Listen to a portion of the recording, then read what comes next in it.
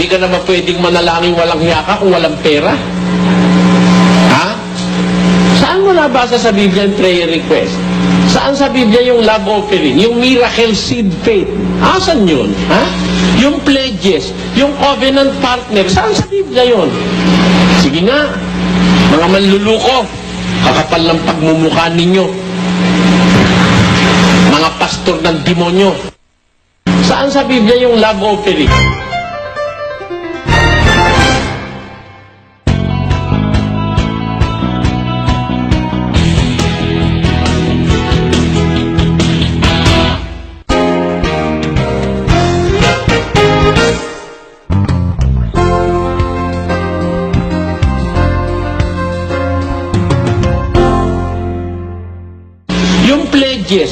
Yung pledges, yung covenant partner, saan sa Biblia yun?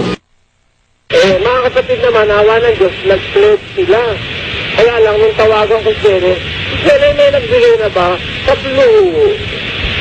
Kasi naman sila lang magbibigay. Saka na raw. Sabi ko, saka na rin.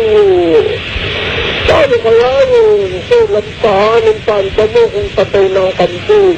O, diba? Kailangan habang buhay pa ng kantin, bigyan mo na yung damo. Kung talagang tutulong kayo mga kapatid, tumulong na kayo ngayon pa, sagipin ninyo ang aking pangangailangan sa gipitan.